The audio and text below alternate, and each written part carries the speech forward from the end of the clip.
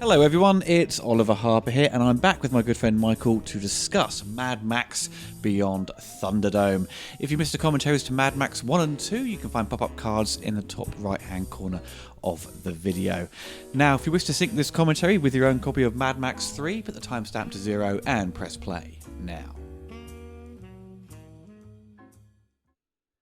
Now, Beyond Thunderdome. This is a bit of a shift in tone and sort of violence for the series, as it was. It appears a far more commercial movie than 1 and 2, where they're very much independent. Yep. First one especially, Aussie exploitation kind of vibe to it, and this one is, Tina Turner of all things, sort of popping up in Mad Max. Yeah. And automatically, you can tell the tone shift just by the opening of it. We've got the more rock shift of music with Tina Turner's one of the living. Instantly, it feels very 80s, doesn't it? Straight away. Yeah, actually, you can definitely say that more than any other one. I mean, obviously, Aki Wheelie with a headband, hairstyle from Part 2 kind of did that damage. But you got a few interesting faces here. But this one doesn't actually throw out any sort of introduction to the series, doesn't give you any sort of backstory to the character like number 2 did. So it's already implying that the audience know who Mad Max is.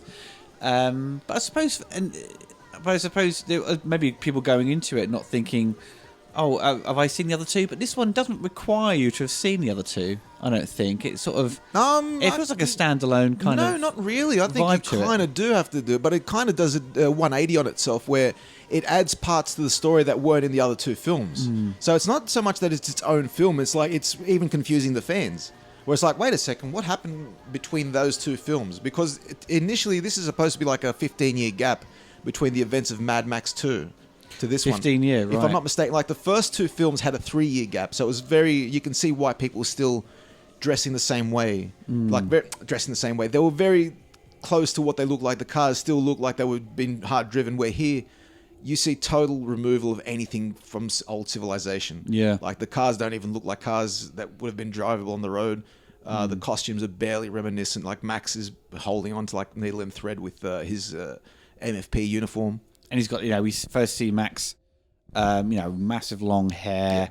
He's all dishevelled, looking a bit of a mess, and he's no longer has his interceptor. No, what he does have here is basically, we mentioned in the previous commentary. He's got, let's just put it this way: Max is a Ford man, straight up. He's a Ford man, but he's driving here. If I'm not mistaken, I've had discussion with this on forums because it's not a clear indication what it was, but it might be a ZG Fairlane V8. Which is more than likely what it is. It's one of those mid to early 70s Ford series where it's basically close to the Falcon range. Because one of the giveaways mostly is the dashboard, where it's got that cockpit style dashboard, which was famous with the XAs, the XBs, and the Landus and those Fairlanes I was mentioning.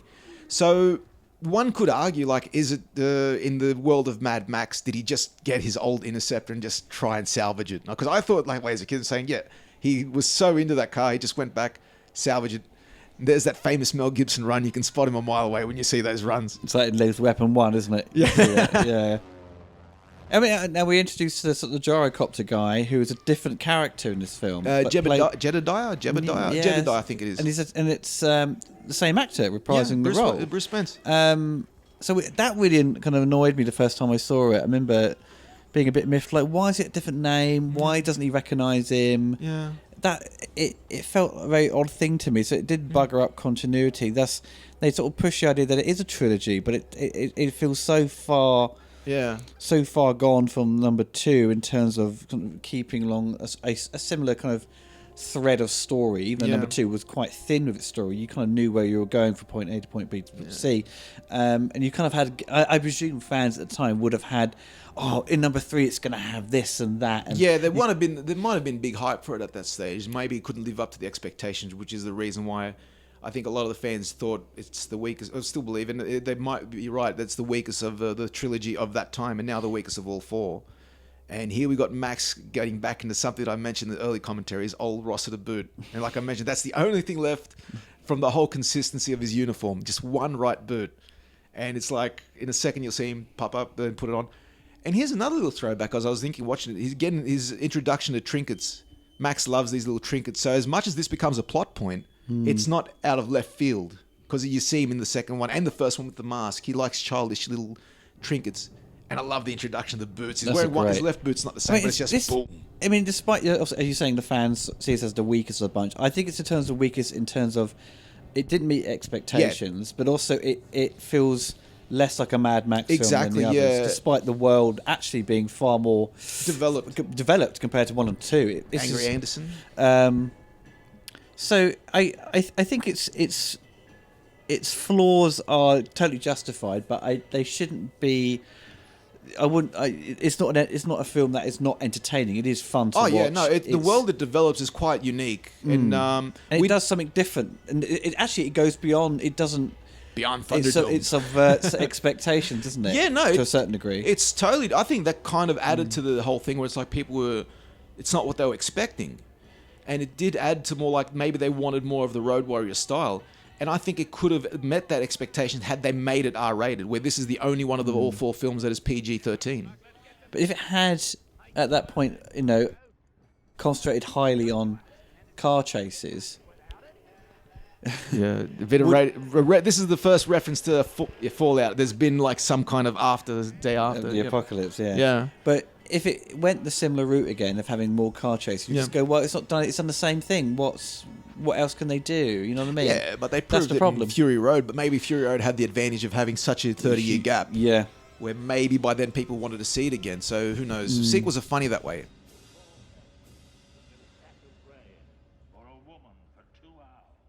And we got Frank Thring. Thring or Thing? It's not Thing. I think it's Thring. I think it's Thring. Yeah, because he popped up in Ben-Hur. Classic actor. He was the classic. He was for an Aussie actor. He popped up in some of the biggest names Hollywood films of the old Golden Age history, Golden Age cinema. He's got a wonderful voice, hasn't he? That's what really comes across. Yeah, it's kind of. It's like in Hitchhiker's Guide to the Galaxy. There's big alien politicians. He's like one of those. Sorry, the brothel's full. He's got. That's good. Yeah, no, I mean I've done that. If you find him, what will you do with him then? Oh, good. He'd like to clear his conscience, wouldn't he? You were that good. A bit Sean Connery there. A bit Sean Connery there. Oh, Mr. Moneypenny, I hope we didn't frighten the fush. That's the gun there he's got there on his right. It's like a Nazi pistol. That's a Ruger, and oddly enough, that's the same gun that Bubba Zanetti was going to fire in the scene in the first Mad Max, which is quite a throwback. Yeah, like he's got that. Yeah. And you just saw he fired a double barrel shotgun, but it's not the same as the shotgun he had in Mad Max 2, which we mentioned at the end of that commentary. He actually got back because it was in Wes's hand. So it's like maybe it was too damaged. Logically, it wouldn't have survived the events of that crash. But yeah, he's got a different shotgun with hammers on it, and it's different guard and so forth. So it's not exactly the same. But where we left off in Mad Max 1, where we were struggling to find bullets, struggling to find any kind of weaponry, here we start off with basically... He's not only armed to the teeth. You've got to realize he was running with all this stuff attached to him. So if he can, oh my god, he's been hoarding for a number of years, and that's why he's so desperate to get it all back, because he was fully complete with everything he needed. He's like, bugger that. I lived through Mad Max too. This is a great joke. Yeah, YouTubers have done it where they basically did it for like a 10-hour clip where he's like, and I believe it. And he's also got a 44 Magnum revolver just like Humongous. So there's a bit of a reference to some previous weaponry. But he's got everything, even crossbows. Is like, is that it? Well, oh, come on. It's interesting how the movie sets it up that Tina Turner is kind of the one that's kind of like the good guy, so to speak, where she's been... They're being ruled by... Master Blaster downstairs, right? Yeah, no. But then the tables get turned. The lesser of two evils, definitely. It shows you that she's, the one to watch out for. Well, I think she's a great character. I've mentioned this on and off within these commentaries that I think Tina Turner, the character of Auntie Entity in this film, is one of my most favourite female characters in terms of any action film. Oh, right. Because she really establishes herself and really holds her own. She's like, for a singer turned actress, she's just so good. And not only that, the character's got so much awe of confidence about her. There's never any kind of show of some kind of like insecurity. And this is the only issue she has is with Master Blaster. Otherwise, she's created a world that she's happy with. where it's based on barter and town and exchanges and so forth. And so she's really a well-established character in this world. Where basically, I think it's just the only big issue is going back to what we mentioned in Mad Max 2. This feels a lot like kids in costume, kids like playing, and I think that's the kind of thing what happened with Master Blaster, where he got too into his role. He even says, "I'm me, King Abraham, me something special," where they got too far into it, where they really thought, "Oh, this is it. This is me. I'm the master of all that it is." Hence the egotistical name. It's the production values are instantly clear with this one, where it feels, as I think you may have pointed out in the second one, where this one's far more Hollywoodized. Yeah, it's got that Hollywood-esque feel to it. And its glossiness and its kind of scale, which I don't have a problem with at all. I think it's George Miller should have a decent budget to work with to achieve the results he wants, but it does kind of shift the sort of tonally as well. It loses its Aussie feel, in my opinion. A lot of it. Yeah, it's now shifting to try and appeal to, I suppose, an American market, because now Warner Brothers are funding it. So certain things have to be changed, such as say Aussie slang and definitely. And I suppose it's more humour injected. Maybe George wanted more humour thrown in. I love the jazz here, the musical piece. It's really good. The score is weird though. Throughout by, is it Maurice Jarre, or is that Maurice Jarre, I think. Maurice Jarre, I think but he was the guy that did Lawrence of Arabia. So that's like, imagine that. He did the Harrison Ford film Witness. Okay. He did Ghost. Yeah, he did a few things, which is odd. Dr. Zhivago, wonderful, very talented composer. Very, very known. And he would go, he's just a raggedy man. Raggedy man. But he's quick. And we got Angry Anderson himself, Rose Tattoo.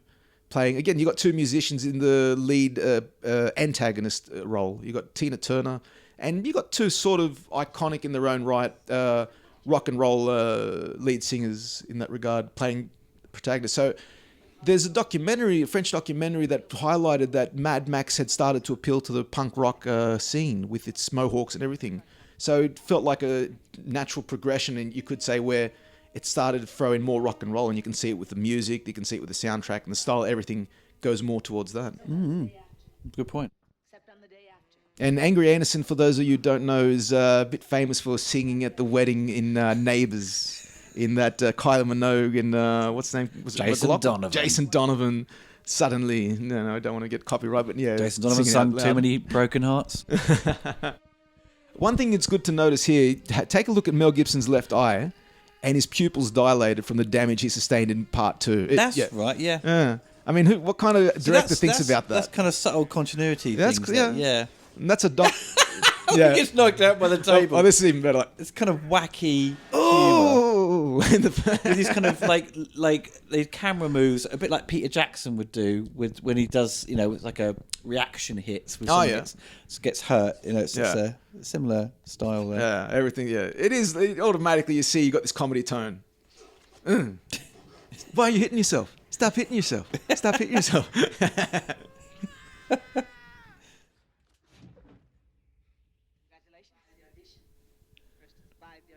Dun, zoom in.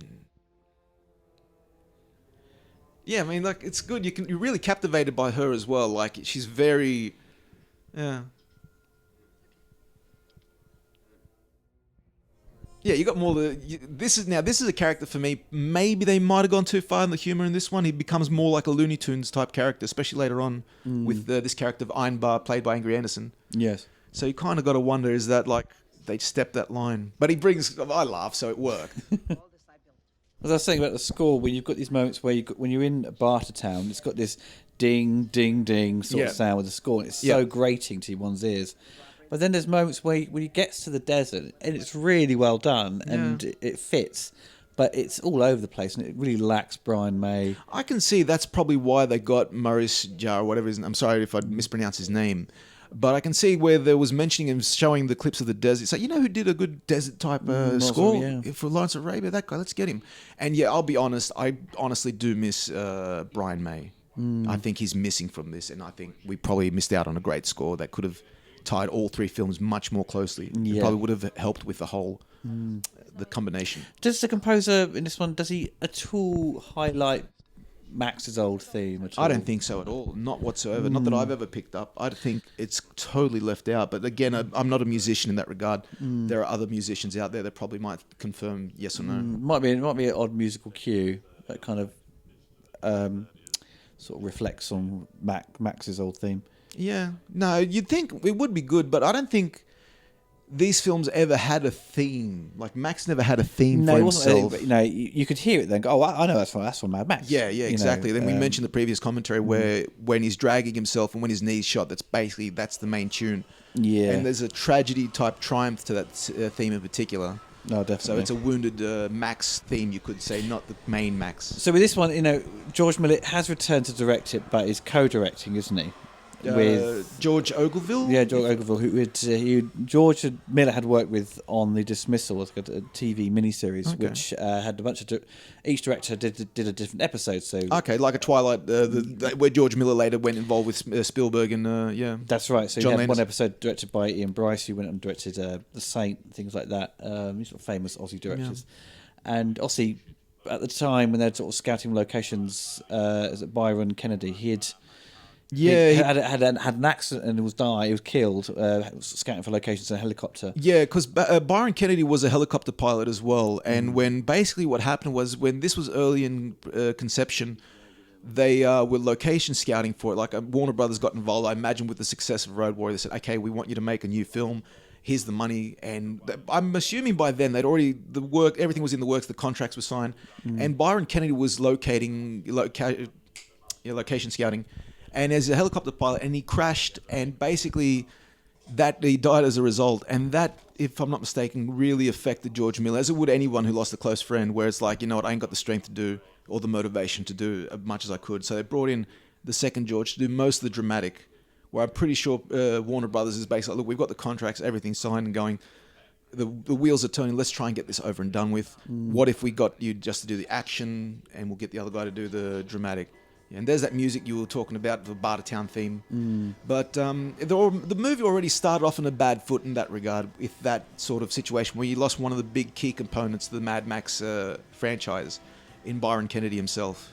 Because it's when you see there's a couple of behind the scenes featurettes online, and you can see who kind of what George is directing, and he's some of these sequences here in the pig farm. That sort of all that pig poo to sort of power up the Bartertown. Yeah. George is there setting these things up, and working with the children is the other George. Yep. Who's we'll get to it later on, but he doesn't. It appears to not really like children. Like I said, this guy reminds me of 80s school teachers. I'm not going to say names because they're probably around here and there, but the point is, I know a few of them like that, where they talk to kids like, they're just a step or two away from slapping them across the head. It's when you see who's the little man with the big dude again? He's called Master. I keep forgetting his name. Master. Yeah, Master Blaster. But he's the master of the two combinations. Yeah, so I think his name's Angelo something. There's more of a fantasy element here now with the production design. That's sort of the big dude with the helmet on who Max has to fight, and it's like something out of like a kind of a horror kind of movie. It's like something you'd see in like Labyrinth or something. Very comic book-ish. I'd say very French comic book, like Heavy Metal. This is probably borrows a lot from Heavy Metal, the comic book. That the movie came out animation movie came out not long ago. Because we said, I think during the first commentary that there was this kind of obviously manga and Fist of the North Star was influenced by Mad Max very clearly, but it was I believe, and I think you agree that this is the one that really influenced that comic strip because of we see at the end sort of the destroyed cities, but also the costumes as well, and it's elements of Road Warrior that are they're obviously clearly inspired by. But this one seems to, because of its strength in its production design and the detail of it, this is what defined the look of a lot of these kind of post-apocalyptic. Yeah, definitely, especially the cars and the suits and all that. And kind of like Waterworld. Waterworld is very much this. I didn't think so much of Waterworld because it's got that Max feel. Yeah, it's Mad. I mean, I knew it's Mad Max and water. It's exactly the same. Yeah. Like they've completely essentially ripped it off. Yeah, more or less. I still got more of a Mad Max 2 vibe from Waterworld, whereas this one here I think influenced more in the lines of like that old, not old now, but I mean, I'm just referring the to game production age. design. Production design, yeah. But it's like that video game Rage, where you see a lot of that. And I think Fallout, I think, is another game that's very similar. Fallout's, yeah. I mean, Mad Max, the video game, that was a wonderful game on Xbox and PS4. Yeah, I've only played it, it's great. That is, when it opens up the world of this kind of universe of Mad Max, you get to visit other towns and cities. Obviously, Fury Road is very much, has elements of that's in the game, but this one, you know, what we saw in Fury Road has come continuation of this and this world. Yeah, no. It's very good. You can see a good... there's a combination to each one where you can see bits and pieces of all of them. And the video game kind of does borrow a lot from those two. Where, I think... 3 and 4, I think, is what the game is kind of... So you can kind of see as 1 and 2 as their own thing. In that regard, where it is, but it's still a good transition if you think about the progression from 1, 2, 3 to 4. It's a great transition. You think, with how things have played out with continuity. Yeah, we don't really know the full timeline of each film. Yeah, you sort of left up to your own imagination. Yeah, but there's subtleties in production designs, little things that you were saying earlier about what Max has got on him and his eye. Yeah. They're bringing those things over, but they're not in your face. You have to. No, they're never in your face. And exactly, even in Fury Road, there's a continuity error that kind of leads to people who believe that Mel Gibson was the proper Max that was supposed to be in that. Where they said something like 20,000 days after the event, something like that. There's a thing about 20,000 days after, and that leads up to I think something. My maths is bad. I'm going to mention 20,000 days is something like 20 years or 40 years, something like that. I don't want to go that far because I don't know my math at the top of my head. But it literally puts Tom Hardy too young to have been then. He would have been a kid. But also it has flashbacks of these like kids, like flashbacks of children. That you think, exactly. Which leads to the game. I think it's more related to the game. The game is the backstory for Fury Road, and kind of. I was always a bit annoyed by that when films do that. When they have a film and you go, "Oh, you've got to read the prequel." Yeah, that's Star a Wars. comic. Star Wars is notorious for that, and that's I've been that. And then you got someone saying you like, "Well, I'm a real fan because I'll tell you why. This is what happened in the comic, and I know about it." So you're like, you know what, mate? The film should need to explain it properly. You shouldn't have to read like a spin-off media. Yeah, it's just annoying. If I wanted to read, I would have paid attention at school. You know, I watch films to match my intellect of lazy. But anyway, I'm going too far. We've got that little boy who's about to cry. He's got that look on his face, on foot in face. Look, like his mask, he's got the very samurai-esque warlord, whatever you want to call it. Like, again... It's like a character, the big dude's like something you'd see out of something like Silent Hill or something, who's going to try and kill you. I guess. I mean, like, I haven't been as affiliated with... I'm not as familiar with Silent Hill and stuff like that. Max, here you see Max still got a bit of his nonchalant, doesn't give really much two shits. Like, the bomb's about to go off. He's not thinking like, he's not rushing to disarm it or turn it off. But it's counting down. It's like, oh yeah, wait a second. Now I know. Another little toy there. He's got like a reference to his little trinkets. That's right. It's like, there you go. This is all like sowing the seeds to what he can, get in with later. But it's a fair continuity. Because it's not like something out of left field like it wasn't established in the first film where he had the mask and the second film where he had the little hurdy-gurdy. It's established. Max somehow has this little bit of a childish thing about him where he likes the little trinkets. Yeah. And it shows that one of the trinkets he can use for his advantage to get what he wants, which basically, he hasn't learned his lesson from the second film where he's like, But then again, this instance, he's lost everything, so it's just right that he gets it back. So,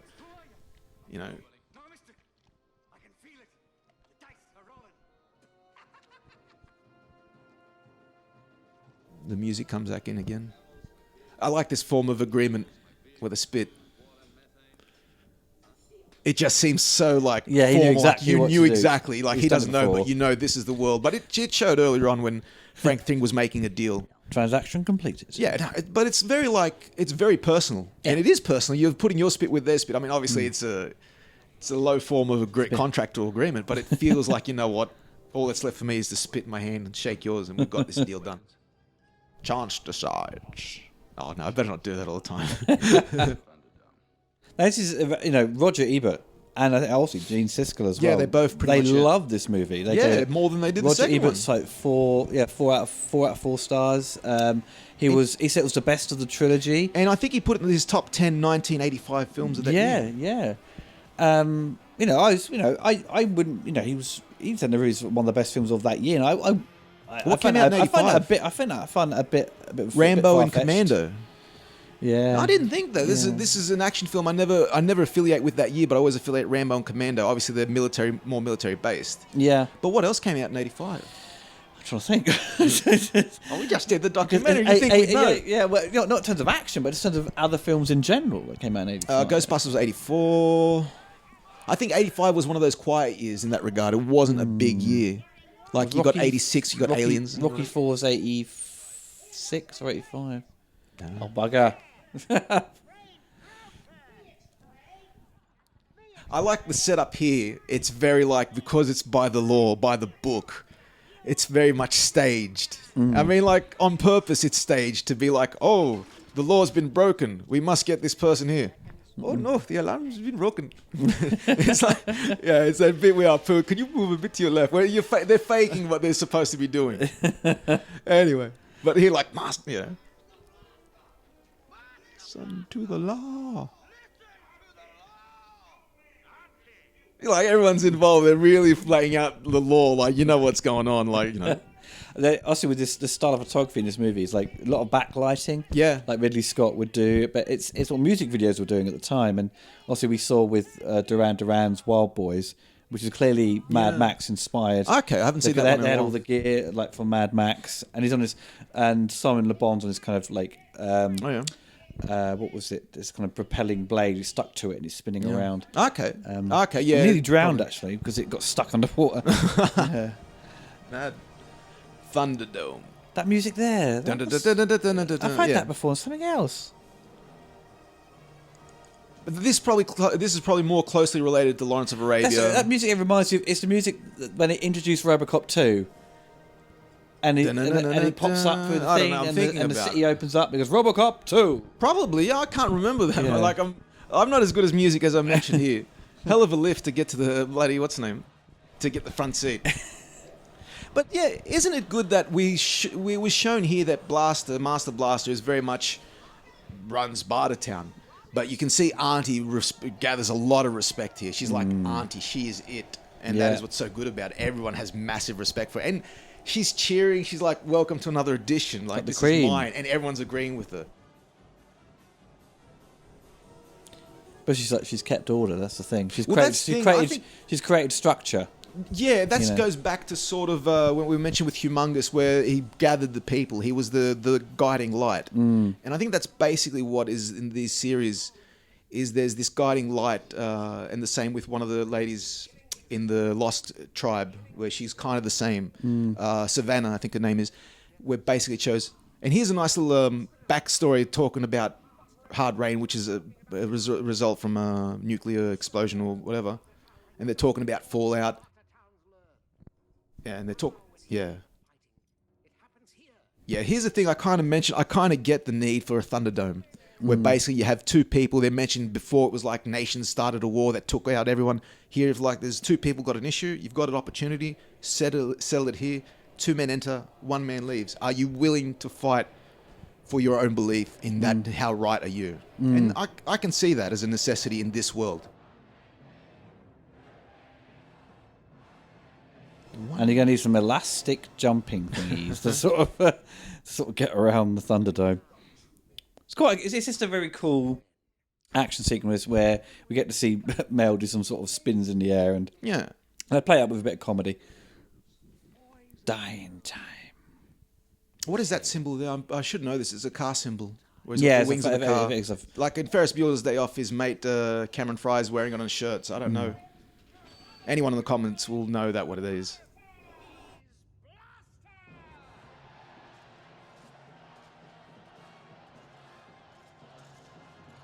Apparently, this coming up is going to be a reference to the Clint Eastwood character, which is not uncalled for the inspiration of the westerns in this. The Man with No Name.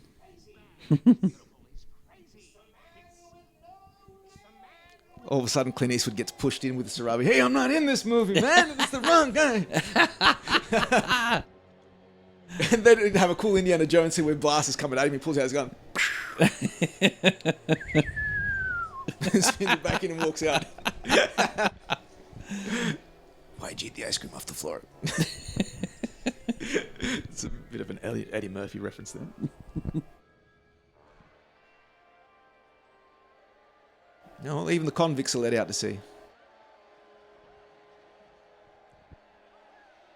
I love how you got, just to get the weapons you need, you got to literally bounce up to the top to grab it. And not only you got to bounce off, you got a good chance of stabbing your head in that thing. Yeah. Again, it's all about how much do you want it. How much are you willing to fight for this thing? But once you're in it, you're in it. You can't really do nothing about it.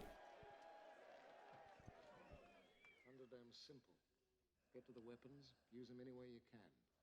I know you won't break the rules. That's great.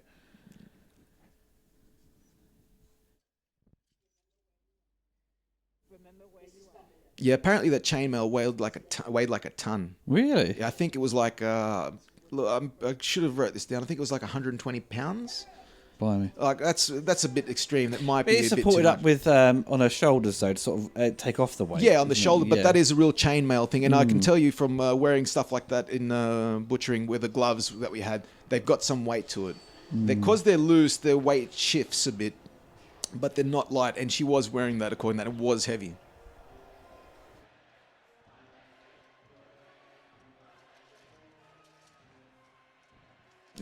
You can see they're struggling as hell. Like, they're like, is it really worth it, George? Was it really the best idea?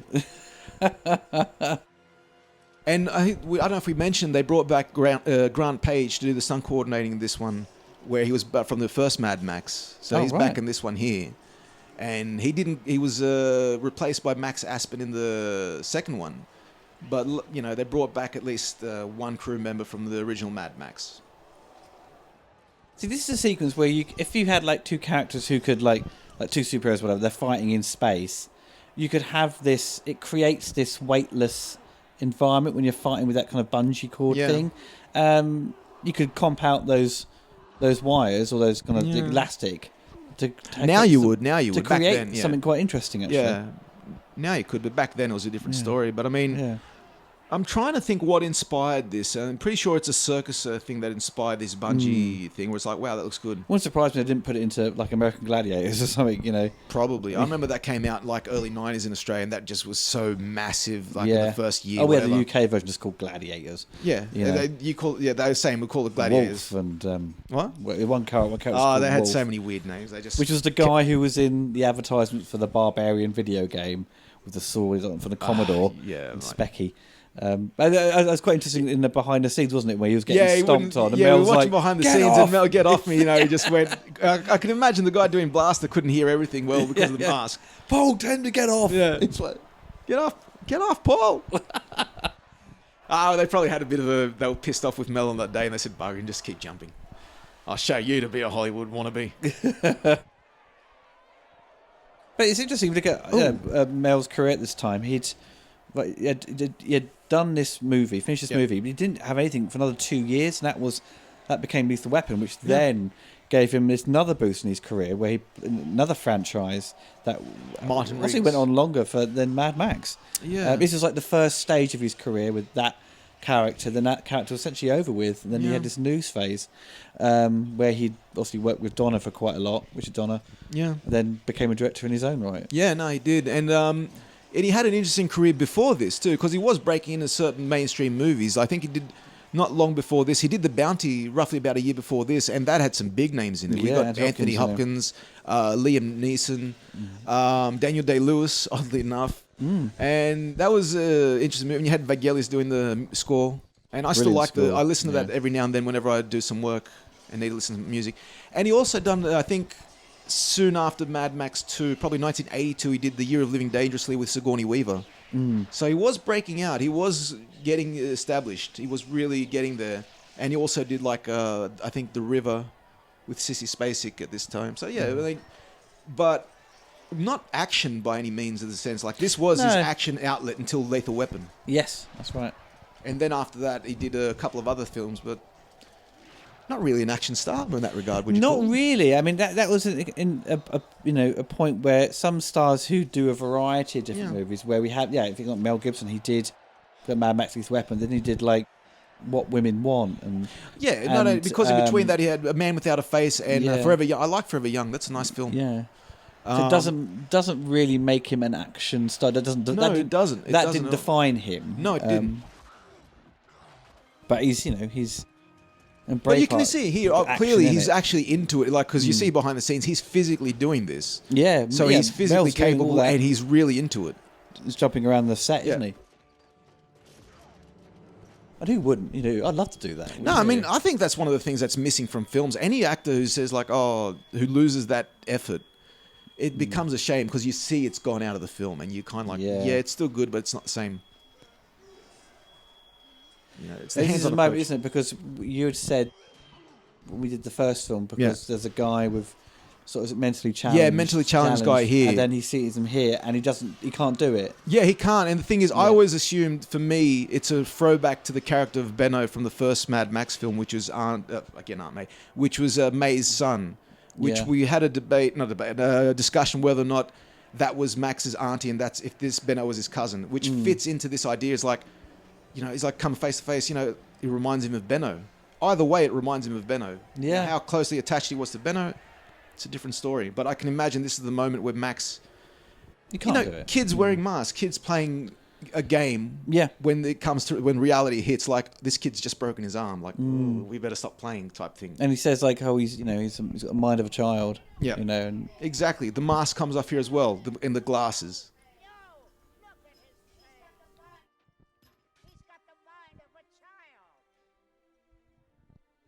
It's quite a sad moment here because it's a sad moment. It's a reflection of because I think everyone else as well knows it. Like everyone sees it.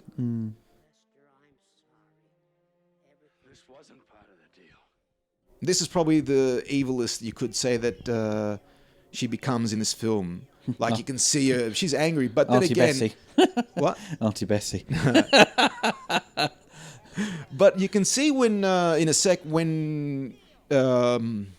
Ironbar does kill Blaster. She's not pleased about it. She's a bit shocked. Like you watch the expression in her face a bit, it changes.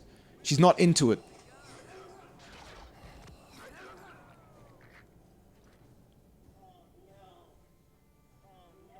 Yeah, she's got that. There is that. She's not an evil character. Whereas everyone else probably is more towards that, like in terms of Ironbar's, like because he'd pull the trigger, but he's a psycho. That's why. He's like more or less. Open it. Sounds a bit more American there. Even the guy that robbed him has got the, he's got to say Which it's to his benefit to say no, kill him, so I never have to look behind my shoulder.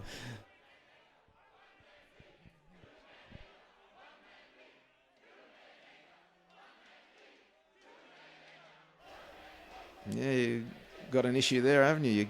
You contradicted yourself. Well, she got to follow the rules, and she set the rules. Well, she set the rules, and she even says, I made the rules, but you got to, that's kind of a problem. That's why she didn't outright kill Blaster for that reason.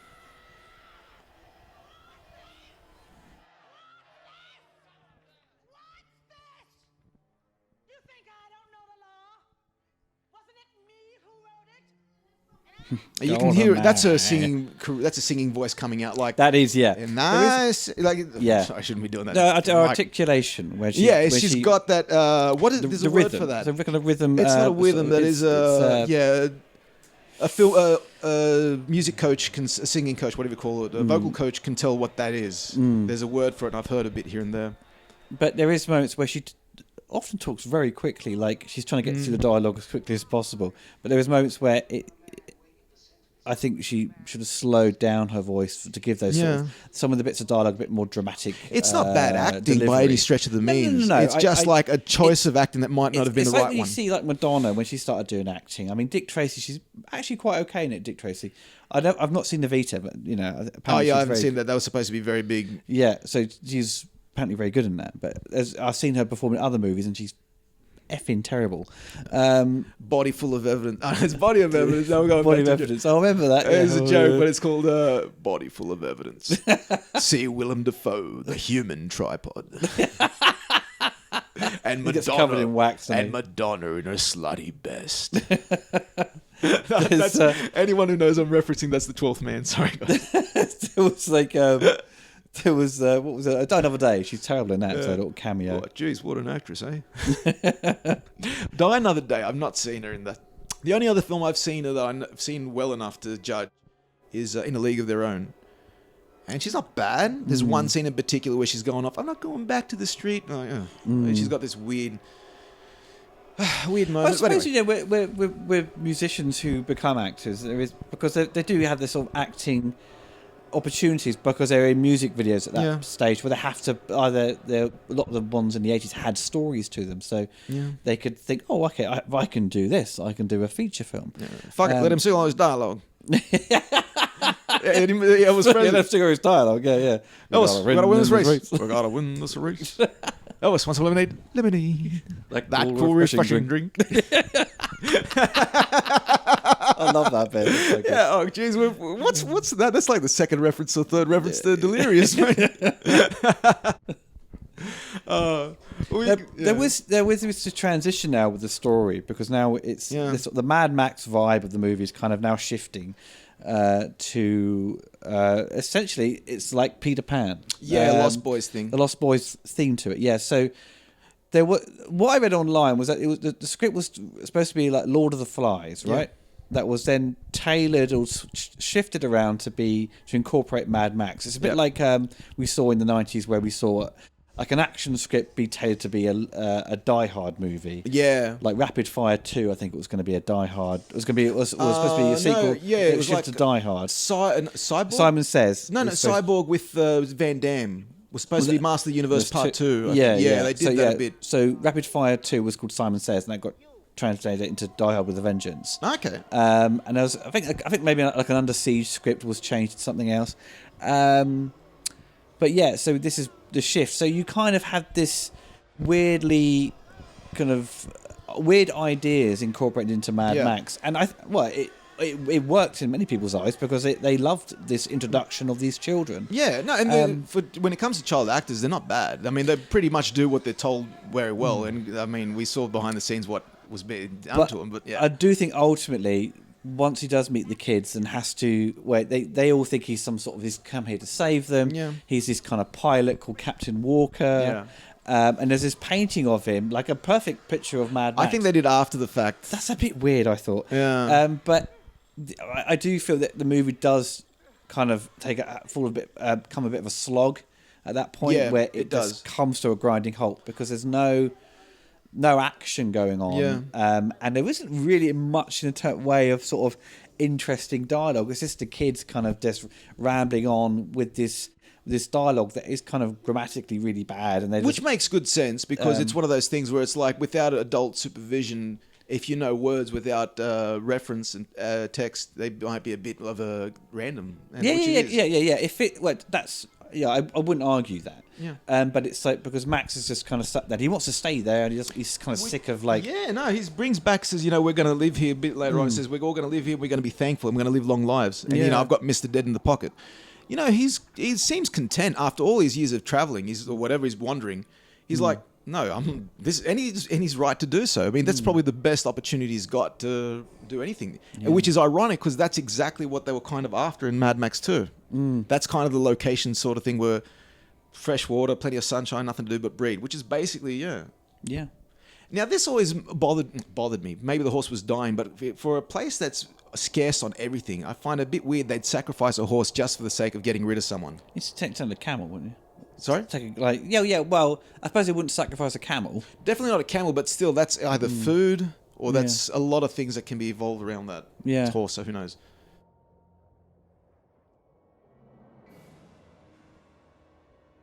That monkey finds his way all the way to Max. Well, I'll tell you what.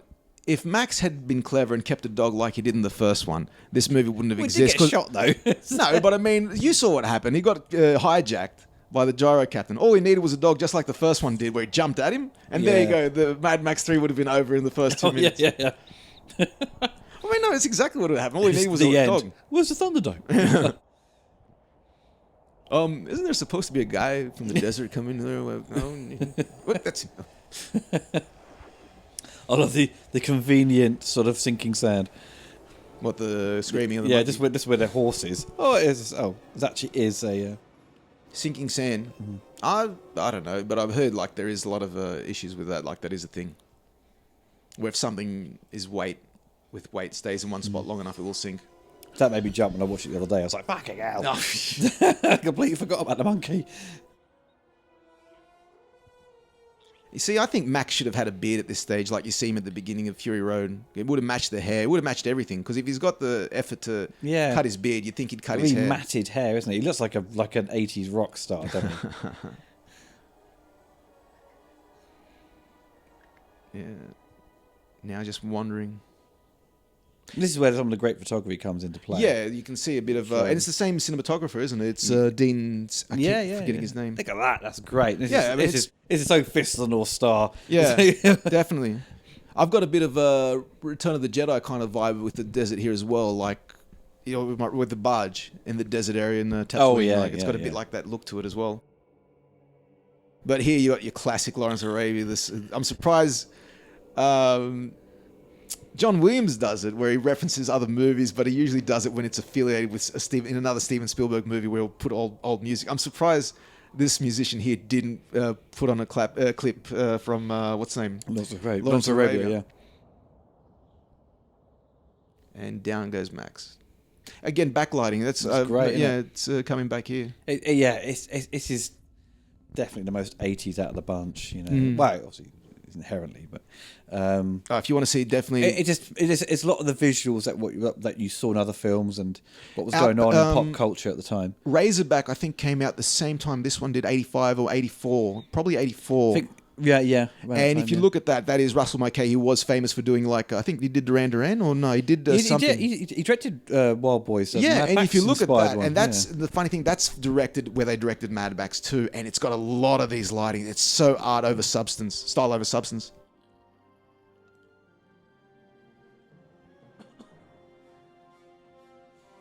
Russell Mulcahy directed the best Resident Evil movie, despite them all being rubbish. Okay, the third one. I think I've only seen the first one, which is and like the Mad Max one.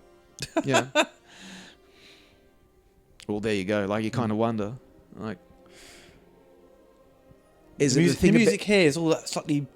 It fits with the vibe of Lawrence of Arabia, that sort of magical, like. Yeah, I'm just trying to wonder: are there any other post-apocalyptic desert-based movies that Australians have directed? Is it the thing that Australians can do well? Because you mentioned Russell Mulcahy did Resident Evil, and that had that same tone. It was very well done. And because we got Mel Gibson, George Miller, and Mad Max, is there any other Aussie directors? I don't know, actually. I really don't know. I'd like to think, because I think there might be. I'm just trying to think of other Aussie directors. You've got, but I'm thinking of the guy who did The Crow. He didn't do anything. Yeah. No, he didn't think that dealt with the desert. No, well, apart from that, that Gerard Butler film. Oh God, a film that Mark Commode hated. A sort of Greek characters, like it's all over the top. I'm not sure. Again, I'll have to... there are some films like, just sometimes I forget names, but I remember visually. It does look stunning, this film. Yeah, I mean, that's actually quite nice. The shadow, look, the clouds giving that great little effect, that shadowing effect. Now, it's not mentioned because they never say anything, but is this her son? I don't know. Because this is the character that dies later on in a similar way where he gets sucked into the sand. And they kind of, I think they're referencing this as her son. So I don't know.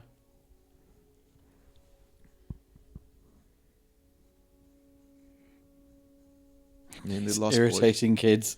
Because in the behind the scenes stuff with the other director George, not George Miller, and Michael pointed out that he felt like he was, when he's directing them, he was teaching them like a teacher would, like how a teacher would speak to you at school. Not now. So he's very teacher would never get away with that. Very stern. Go over here, do this, do that. Stop messing around.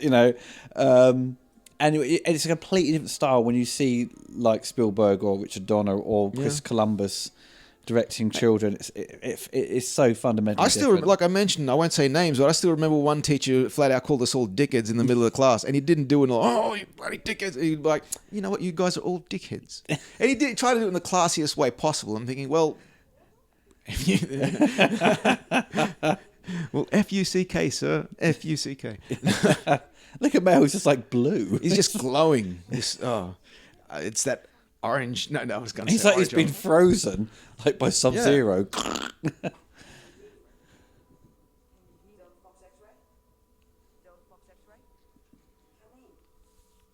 Yeah, he's weird. His headphones on. He's got his like radios. It's all in bits. Gecko.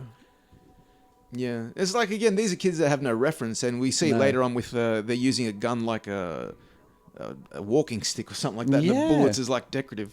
Now this is actually where with Fury Road, where the characters have the makeup on. I saw this again. Oh my god, that's Screwloose. I think the character's name's Screwloose. Yeah, it's a bit. Yeah, they've obviously brought on the makeup design with these characters who become larger in numbers, don't they?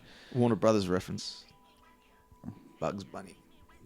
Yeah, no, I mean, it does. It really does. It's got that style where he's got the, and you could also reflect, had Byron Kennedy not died, what more could you think George Miller would have done with the story and developed it more?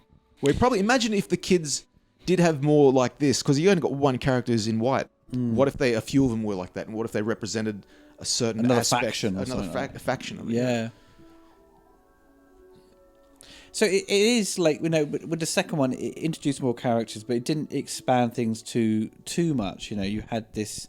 It actually felt more like an isolated piece, but with just kind of different costume designs. The second one, With this one, it really does open up that world. Yeah, and maybe do you think ultimately it may be a little bit too late to do that? Why it was coming to the end of its trilogy? Yeah, I think it was there probably should have been maybe one film in between. And I think maybe Fury Road could have been that in-between film, where if they'd done it right, it could have been that point where it's like, yeah. So, and technically, I think, if I'm not mistaken, Fury Road is the sequel to Road Warrior, or Mad Max 2, as I like to call it. Whereas Beyond Thunderdome is the sequel to Fury Road, if I'm not mistaken. I could be wrong in that one there.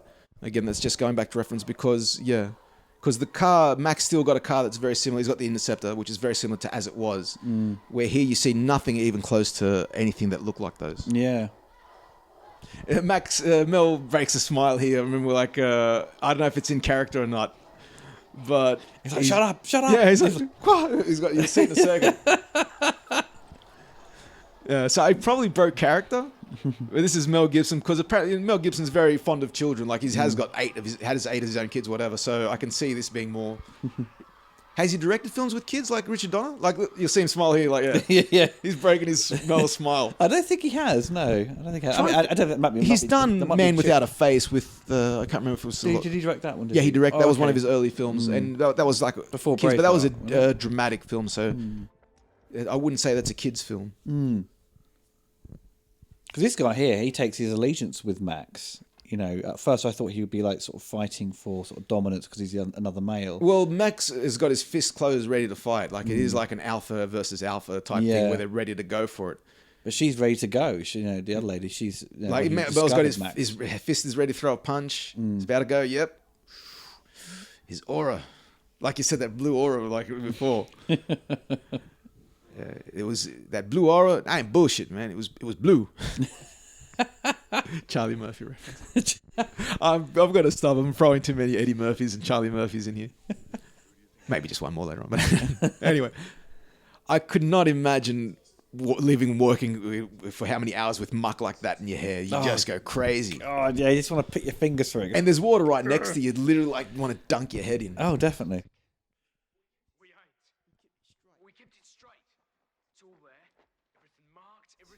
It's got a charmness to it, their way of talking. Everything remembered. You wait. It's not bad, but it's not, it's funny. But it's actually probably accurate, like I mentioned, like considering they've been without adult supervision for how many years now. This is, okay, when I watched this recently, hearing their story there about this guy's going to come and save them, it doesn't ultimately make much sense. It's like the dialogue's really weird. It doesn't, because have these, because they've got these children here that kind of made up their own language or just kind of read, as you say, they have nothing to reference. So it's all gone a bit jumbled up. So when you have it played out, you just think, where's this all come from? Yeah. It doesn't make any sense. Apart from stuff they've found objects and then thus created a story around it. Yeah, it's kind of odd because no adult state. Like, here's the reference, Apocalypse, as they call it, where this is the more discreet of reference to there was the Big Bang, and like the Big Bang, that's different. Where they did have a fallout and an explosion, atomic explosion, whatever it was, and even Tina Turner, she references, you know who I was? Nobody. Except on The Day After. There's always a reference to The Day After. There's been a movie called The Day After, which is, I think, a post-apocalyptic film, which is kind of a reference to the explosion. Yeah, like the big one, World War III. That's ultimately clear about this kind of destruction. And it was also, actually, see chairs there. They're like from a plane. Yeah, no, that's all. What they're wearing is basically what they would have gotten from chairs from the airplane. So that's how they've strung their story together, isn't it? Yeah, like they call turbulence a gang, and they draw them up like people attack the plane, whereas basically like turbulence. Like, they say they were attacked by a gang called Turbulence. Yeah, we were watching the behind the scenes, how George Ogilvy was directing this scene particularly. He wasn't happy with kids smiling. It's like the thing she's got in her hands, where it's like create this kind of widescreen thing, where it's like trying to tell you it through this picture. Well, yeah, well, there you go. I mean, like, in the future, they've got widescreen TV.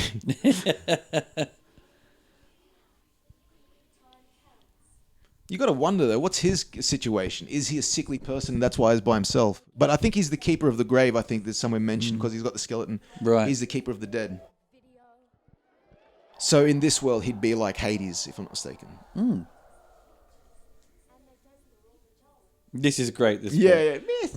I used to have one of these, but not that kind of design. No, I had the red one with the click, click, click, Yeah. click. Yeah, I had the Masters of the Universe one. Oh, nice. I love that. I had He-Man, like, and it wasn't. Yeah, this is a different one altogether. This is probably a more older one. I've got the Superman 3 one. Yeah, with the click and the rotated one. It's all Australia, mate. Well, that's the thing about it. Like, here, they're very much more establishing it's Australia more than any other movie. Yeah, definitely. Like, the first one, they never said, yes, there's Walker. Did you see the Opera House all destroyed at the end? Yeah. And the thing about it is, for a film that never really established itself saying, oh, in Australia, Melbourne, or which the first one was set, they never said, this is Melbourne Police Station, this is anything like that. And the second one, they never really throw it, because we just watched. There was no reference to any Australian reference. Yeah. So I guess this has probably got more of a connection with Australia. So do you think that regard, when the plane crashed, the survivors came here, and they wrote all that down, and then they've had children, and then they've passed away, and they've no. What basically happened was they crashed, and they said, "Oh, we can survive here," and they just couldn't manage living this kind of barbaric life because they had grown up like Max with material things, and they said, we're leaving, and basically they wrote the names of those who left. Right. We're leaving, and that's why I said, look, we'll come back for you, which is probably either a dead empty promise, or I just find it hard that no adult stayed with the kids. And Max has been drawn. Yeah, after the fact. Because I'm in the same boat as you. When I watched this with my brother, I'm thinking, oh my God, like, they predicted this person, that's Max, Max is a Captain Walker. It's all a weird coincidence, I was going to say Max Walker, and that's like an old Aussie. Take us home. Big Max. I know he throws the hat and it flies off. Yeah, and it flies off. It's an omen, Oh, man. Well, the thing about it is, for them, it is. Yeah, and it is. Max is like, it's just a gust of wind. Ignore the hat. Clint Eastwood comes back into the movie. Thanks, Clint. Everybody gets one. I'm eating here. You busted up the crack house pretty bad, McGonagall. Did you really have to bust up all the furniture? You tell me, Chief. You had a pretty good view from behind your desk. That was so good. Oh, we're really... You can tell that either this film is not as entertaining as the other one so far, or we're just having fun with it. This is where it becomes a bit of a slog, doesn't it? Yeah, Because that's why it's probably entertaining. It's trying to sort of establish these kind of the kids and why they're sort of waiting for this person to come and save him, and he's just like, well, this is all rubbish. Yeah, this happened. He does the same explosion sound effects like he did in part 2. This pocket. And he's just like he completely just tells them, honestly, what to believe in. The Oh, you were saying about his hairstyle, didn't you? Yeah. This score you're actually right, sounds very much like Lost Boys Peter Pan. Definitely, yeah. Definitely sounds And you're more right about him being the keeper of the dead because all the skulls all the are skulls there. and shit, yeah. Look at that backlighting. Yeah, backlighting. This thing's got tons of it. That's of what it. it should be called, Mad Max 3. Backlighting. Beyond backlighting. Beyond backlighting. I was going to say, you saying about his hair, wasn't it? His hair in this one is more kind of 80s kind of Yeah, stylized. slicked back. It's got a stylized, where if you see him behind the scenes, when he doesn't do it styled, he looks very much like he did in Mad Max 2. And I prefer it more, because what basically happens is he's got it shorter at the sides and much longer at the top sort of thing, which gives him that more buffy effect. Where in the other one, probably it was the reverse, because in the other film, he mentioned as a low-budget type thing, he said to the hairdressing department, I'll cut myself, give me the scissors, click, click, click. And he cut a thing out of his eyebrow, a slit out of his eyebrow. So he really made the look himself. Here it's more, they got the designers and the makeup artists who probably did the kids, and he said, all right, they gave him this look. Because it's really prevalent in the poster. The poster, you see it more than anywhere else, where he's got the big, blown, hair-dried hair looking. Yeah. I like that hair. What, you like what? I like that hair best. I mean, I like his outfit in this one. You didn't. You like number 2, don't it's you? almost exactly like number 2. I like that he put a sleeve back in, so that's good for me. Like that's like, okay, he's trying to go backwards. Was there an action figure for that character? Because you remember you said you got the Todd McFarlane. I don't know if it's McFarlane. I'm trying to remember what it was, but in 2000, NECA, is it? No, it's not NECA, because it's only 5 points of articulation, which is actually the old way. But it's this. Oh, right. It's bigger. It's like I don't want to say 12, 6 inch. I don't know, but it's fairly decent size, and it was for the Mad Max 2. It was a one-off thing in 2000 where they were going to produce vehicles as well, like a child's toy line, not even adult collectors. Had a bit of a child's thing where they were ready to get the car. They had prototype, the car didn't come out. The figures didn't sell so well, but they were good, and I got them all. I got nearly all of them except 1 or 2. There has been like a battle. Jeez, you've kind of ruined the film for me there, Oliver. Everyone's backlit now, and I can't stop looking at it. I'd like a figure of the Mad Max 3 one. That'd be quite cool. It wouldn't be too hard to modify. I mean, like, it's all plastic, so there's no... Actually, I think the second run of that one, the jacket is maybe vinyl. So you could probably add modifications to it. Maybe. I'm trying to remember that. I don't have the figures with me here. I've got them overseas. No, he's like, nope, having none of this. Well, he knows exactly what they've done. Yeah, it's like they can't figure out. They have no concept of aerodynamics, runway, mechanics. They got no aspect of them. They think you can just basically fly them out. So like, yeah, are you insane, mate? I love that actually in Mad Max, the video game, you come across an airport. Yeah, but they it's been do covered things over in sand. And yeah, you they go do on. things like that in Mad Max. That's why I'd love to. The one thing, if I had more time and had the game with me and an actual PlayStation 4 and everything pretty much. Like, I've got the game machine and the TV. And if stuff. I had a game, I had a TV. I don't even have a TV. I've only got the laptop. If I had the TV, I'd be playing the game. Oh man, you could probably get it. You can get it on the Mac. You can do on a PC. You can get the PC. Sorry. Oh yeah, I might have to do that. There you go. Get yourself a controller. You sorted. Yeah. You got to wonder when was the last time we went fishing. Oh, is he fishing now? Yeah. Isn't he? Yeah. That's why he's content. Well, fishing wants to stay now. Well, fishing, mate. Like the quickest way to a man's heart is fish. Not my heart, anyway. He's got the water. He's got the food. He's got the kind of decent weather. Technically, like raining. I can see. If I was him, I'd be like, you know what? Why would I want to leave? I've got to think. Why would I want to leave? Yeah. Because we never know what he's ultimately chasing after. You know. In that sense, like because it's been so long, everyone heals. You don't forget, but you eventually would move on. Say, look, there's nothing more I could do. But there was a deleted scene somewhere around this area here when he's sleeping, where he has a nightmare about Jesse and his son being killed. Right. And that was ultimately, I think it might have been filmed. I don't know, but there was a deleted scene that pops up in the Beyond Thunderdome music video where this character here, the one with the record, does die. Yeah. He's when they're in the desert and he sees the lights of Bartertown and he says, "Oh, is that Tomorrowland?" And Max kind of lies to him. Yeah, that's the future. That's kind of convinces him. It's an odd scene because it is. It makes the story arc where he does decide to help out the kids. Yeah. Where he doesn't up at that point. So he's decided, yep, I'm going to help you guys get the future you want because of his death. So I don't know, maybe his acting wasn't good enough. It must have been the work print then, wouldn't it? That what they obviously George Miller said in that interview, didn't he? That they made edits to the pacing. Yeah, I think it could have been. And again, but that is one clip of it is in that should have been in it. Yeah, it's in the Beyond Thunderdome. You can see the music video. The music video. There's a Yeah. clip where Max is holding this kid as he's dying, and Max has this look on his face like, "I've got to do something about this. I can't let these kids down." Yeah. Listen.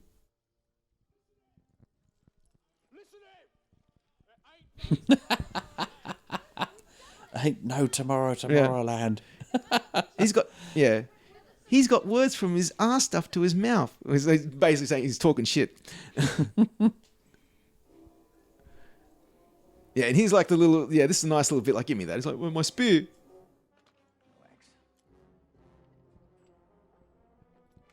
Yeah, because I always thought the kids didn't know it was a gun. Yeah, that's the thing. They don't know what they got. Yeah.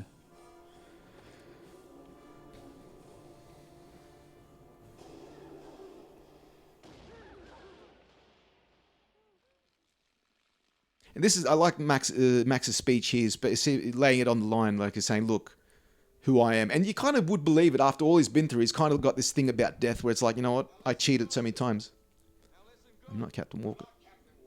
Yeah. I'm not Captain Walker. Mr. Dead. I'm the guy that keeps Mr. Dead in his place. We're gonna stay. Yeah. We're gonna stay. We're gonna live a long time. We're gonna live a long time.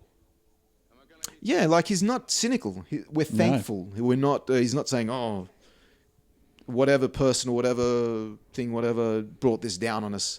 He's like, "No, we're going to be thankful that we're alive." So you can say he's not a bitter person, which obviously progression. But he's like, "I'm comfortable with staying here. You don't know how good you've got it because out there's nothing." But you can ultimately see the message. This movie is the human spirit. That there are those who stay and that there are those who seek the future. Yeah. And I think Max kind of gets that to the end. Where everyone gave up on humanity, they just left the cities. They just left everything and went into nowhere. So like even the Beyond Thunderdome, like it's all about the children. Oh, the children, you know, it's like, you know, all we want is life beyond Thunderdome. And Thunderdome represents the lowest point of men, I think it could be. The lowest point of man. So all this stuff is directed by not George Miller, but Ogilvie. Yeah, because we saw no image, I don't think, of George Miller in this set here. This is really well done. You know how like how the cameras are set up. Yeah, you give him credit for what it's worth. You know. I mean, but ultimately, this is supposed to be a George Miller film, so I can imagine like they would have said, "Look, we still want you to direct the action because you know this stuff. We know what you can do." So it's a less risk for them. And you got the same cameraman, so he kind of knows what George wants. You know, most of the time, anyway. Yeah. So I think somewhere here, just after he's done this, he's basically fallen asleep and he has like a nightmare of his life. But he's finally gets to eat cooked food.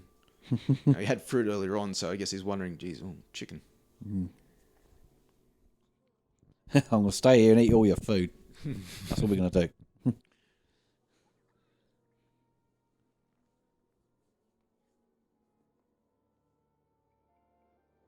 Yeah, this guy is interesting because there's no real motivation to him. Like, he is the keeper of the grave type thing, so he probably, like everyone else, he wants something different. Yeah, like again, the thing we are introduced to characters and we're not really given that sort of they don't really have any motivation really, or what they're trying to do within the stories. Or it's like what we know is that the kids want to escape. They want that promise of tomorrow. Yeah, where it's like they're not content with what they've got, which I can see that. Like, you know. I love how they're just woken them up. We've just gone right. Okay. Yeah. It'll take me about half an hour to wake up. I'm like that. I don't like. It's a cup of tea, the coffee, something. Yeah, it's I'm. Well, the reason why I don't like the skirt that he's wearing, whatever you call it, I call it a skirt, is because all it needs to do is remove that, and he's basically look almost exactly like he did in Mad Max 2. True, and for me, that's why it's like he's just a step away from as he was in Mad Max 2. I mean, the jacket's broken now, so it don't zip up anywhere near it. But yeah. Oh, stop the noise! I'm just thinking the way he does it is just so. What's the name? She went that way. I'm just thinking. He's like, would you stop the noise? I was just thinking there. The scene where you see him walking. If I was having some fun with this, I would have intercut the scene where you see the gyro captain walking with the log, and you got where Max walks in, looking at him. So it's like cut with the second film, like. And he turns back. But yeah. I need water. Give me all your water. Well, I'm wondering why it's like you've got to do it. Why does Max have to do it? They're just as capable. They know the place better than anyone else. Or is no one willing to go? Like, he didn't go. But why? But why is it Max's obligation? Maybe because he was supposed to be standing guard, he let him go, and he fell asleep. Probably, who knows? But this guy's like, what? Me? Also, for that kid, he's like the last one of the line. He's like, that's an old gag. That's an old gag where he looked around whoever wants to volunteer step forward and everyone else steps back, type thing. That's an old gag, but it works. That's the thing about it. If it works for a reason, because it's good. Oh, fuck's sake, got to walk all the way there. Don't tape over my food. Don't tape over my cereals. Don't forget to record my favorite TV show. It's this is sad for me because they have no idea what happened to any of them. These kids live with the rest of their life, whatever it might be, with ignorance, whatever, but they have no idea what happened to all their friends, to Max. Their assumptions they're dead. And Max could never find a way back. That's what's so sad. If Max wanted to, he can't go back. Because they take... Well, all the kids don't come, do they? Which one? At the end. No. There's some of them. There's been a few years, so they've given birth. So Savannah's had another child. I think with Screw Loose, she might have had a kid. He carries his own. Okay. But he doesn't. Max got to carry him. Yeah, Mel just there, he kind of reminds me of Mad Max 2 type attitude, like the way he's look. He's got the desert sort of person, you know. It's also having these little kids again who don't really talk to him, but they sort of follow him around like the feral kid in number 2. Well, the feral kid, someone I read in a comment did something interesting. When Max delivers the truck, the feral kid starts to limp just like Max. And I only recently saw that, when he's limping like Max. And someone said, wow, that's a reference to the first Mad Max, where Max said, I used to follow my father, you know, and he'd take long strides. I'd be there trying to keep up. So I never noticed of it. Yeah, whoever wrote that comment, spot on. You pointed something out that I'd never seen for so many years that I've seen it. That's why I love seeing films over and over again, to a point where, like, depending how good the story and the director is, you pick up on things you may never really do. So it's a kite? What is that? Because you can see the string clear as day. Yeah. Is that a kite? I mean, I know what it was. It was that thing that blew off when they thought Captain Walker could fly them. But technically it should be without a string. Yeah. So that's one of those things where it probably didn't show up in low quality. I wouldn't have left that in, to be honest. Nah, it's pointless. Maybe you have to paint the wire out, the string out, you know. And here's the kid that they showed earlier on. So someone's alluded that was Savannah's child, so I don't know. Oh, that's Dim, right. I think his name is. Imagine being a child actor doing that, going into that scene. Yeah. I wouldn't like that at all. Oh God, I hate that. But just be underneath, just be like a there's obviously a crash mat. Yeah, there's going to be a crash mat, but you still have to go through sand. And she also does it as well.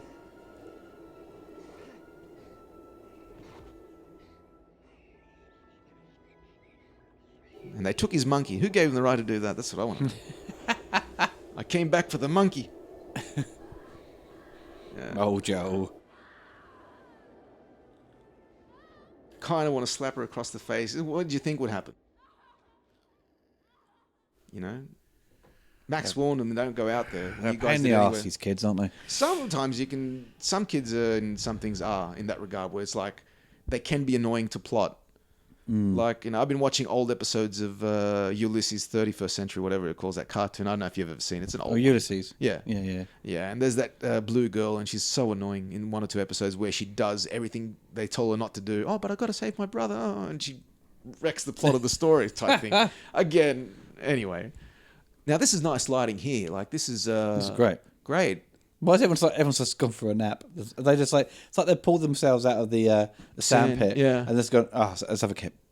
Well, I think they're huddling over the one that's dying, because he's in the middle. He is dying here, so they're huddling over him to keep him warm or something. You know, and that leads up to the deleted scene where basically they drag him up to see Tomorrowland, and he says, "Oh, is this tomorrow?" And Bax is like, "Yes, this is, you know, it's the future type thing." And this is kind of what starts Mel's idea, like, you know what, there's something that can be done. And he kind of that's obviously ADR, just to fill in the gap. And they've got there pretty quickly. That was a jump cut to them breaking in. Speaking of jump cut, did you see it was a swipe? Yeah. And that was one thing we were talking about when I was at university, where my teacher, my lecturer says, only a few people can get away with it, and that's George Lucas in Star Wars. But Miller had no fear of it as well. But no one does that anymore. I think they did do that in Fury Road, did they? I think they might have. Only a few people can do it correctly. It's if you're consistent with it, where you did Indiana Jones use it? Probably. Because it's the serial thing, isn't it? Yeah, it is kind of the serial thing, and I can see George Miller, because he's of that age. He would be he would know that sort of thing, so he could affiliate it with that style. They did say George Miller had someone had said they are now prepping the next Mad Max film. Well, they better. I mean, he's getting a bit older. I'm not sorry to say, I want him to get I know there was sort of money owed, wasn't there, sort of thing with the last one. It's a big thing. It's called delayed. Here's the only curse word in the whole thing. He's the smallest. It kind of feels like it kind of feels like the sex scene in Mad Max 2 is just thrown in there. Why? Yeah, it's kind of, you need that. You didn't need it. No, it's the only fuck-ridden set in. If it didn't have it though, Michael, it might have been a PG. Oh god, that would have been shock horror. It's like we were talking about Street Fighter. Yeah. This is what I've done for this shit, just to get ADR. Add a swear word and makes it a 12 or whatever. Yeah, exactly. It's like fair enough. He looks like. Have you ever watched Father Ted? Nah. Okay, he's a character. I know of it. I know the character's a bit loopy in it. He's got I shot JR or JFK or whatever on his t-shirt, and it looks exactly like him. I think Homer had a shirt that said I shot JR. Yeah. But that character, he played with Mel Gibson in Gallipoli. I remember he played one of the mates that they all decided to go to war together. Oh, right. So he's been acted with Mel Gibson before. He's done films here and there. They're going to fuck it up.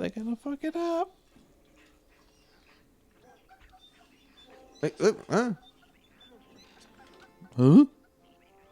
It's an odd game of arm wrestling with the spikes. It is. I wonder what they were doing then. You didn't know? Oh, yeah, there's a spike that whoever pulls down, because they had it on the knuckles, someone already got spiked. But because this guy runs, looks painful.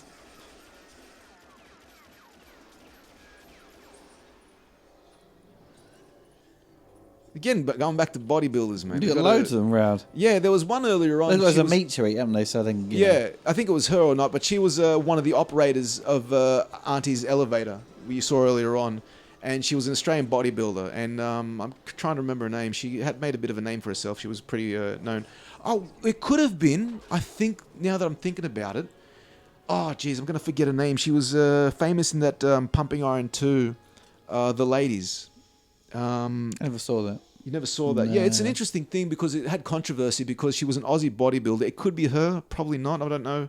But it looks like the same physique where she competed and she was too masculine back then, where they wanted more feminine. Right. And they had her on 60 Minutes, where it's basically like, you look too much like a man to be competing in bodybuilding. Like, what do you want? Do you want a bodybuilder who can show the muscles, or do you want that? And she was very criticized for that, where it's like she looked too masculine. Wasn't there an episode of Louis Theroux, where he'd interviewed loads of bodybuilders, female bodybuilders, and there were some that looked a bit too much like a man. I don't know, but this was back in the 80s, so this was back at this time here. So it might have been her. I wouldn't mind checking that up.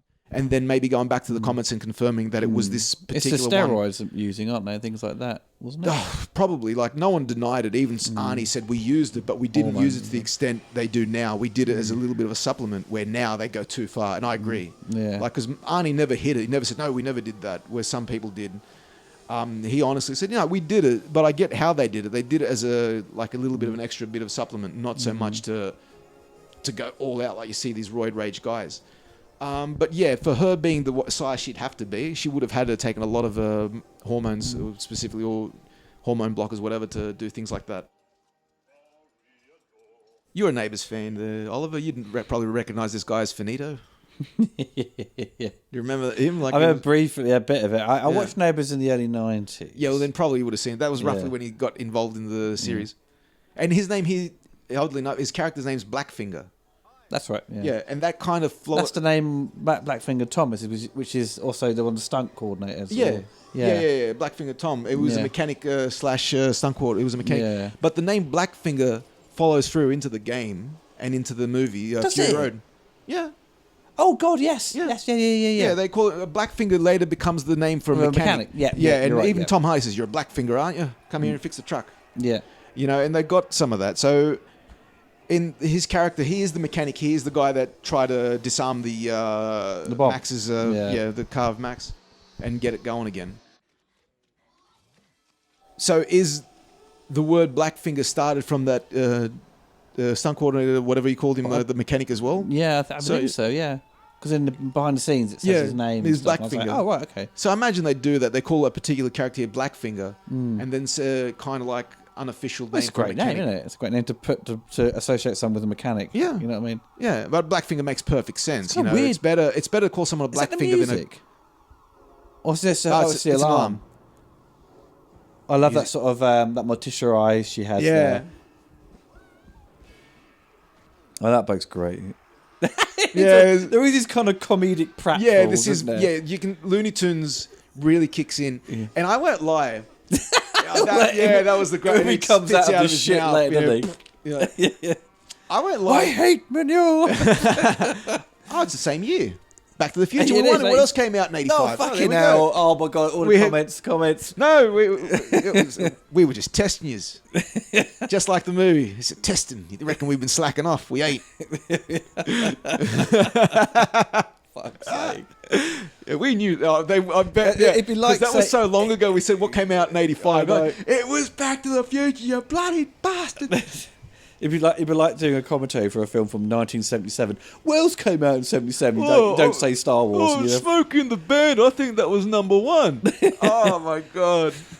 Oh crap. Because I did at least. I don't know if you did, but you forgot as well. So you're in this with me. Yeah. We're stuck in the same boat. We're basically nothing. What good came out in '85? Nothing. We did the action documentary. We know our thing. It was completely We're smart. We know what came out, and boom. Oh man, that's gonna cop. Well, bugger it. Now, this is where they kind of obviously with the Mad Max film you have to have a you got to have a car chase sequence. But it's I suppose they think they could do to mix it up was to have it on a train. Keep an eye out. Sorry, I just saw Frank Thring. Sorry if I can never pronounce his name right. Here we go. He's a bit of a but his character we see him dying, but we don't see why. Manoa, I hate Manoa. But we don't know why, and this is the last time we pretty much see him in the whole film. Really? You'll see him in a second, we don't know how. Did he cop an explosion? We never see the reason. And I think that's the last time we see the monkey as well. Well, the sound mix here is really weird. When I played You'll see him now in a sec. The music. What happened? Yeah. You don't know what happened to him. No, you don't. It's there's no sort of explosion sound effects kicking off. It's all back to music. The music's overtaken everything. Overtakes everything. Yeah, you're right. They really pushed the Mohawk theme in this one compared to the previous one. Only a few people had Mohawks. Yeah. Where everyone that goes with her as a whole. I suppose the word sort of now having in, as I said earlier, sort of different factions, different groups. Probably, but this is the punks definitely. You've got the, I suppose, sort of circus-like characters we've seen.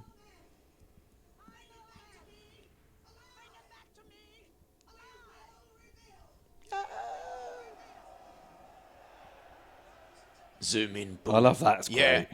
And she delivers it well for those who took him no mercy. Yeah. See, was I talking to this film or the other? The reason, when people say there's certain issues with female characters now that people don't like, if I say I didn't like this character, they say, well, you don't like female characters in leads. No, the thing about it is my standards are so high because of things like this. When I compare Tina Turner's character of Auntie Entity with, what was her name, Hux from The Last Jedi?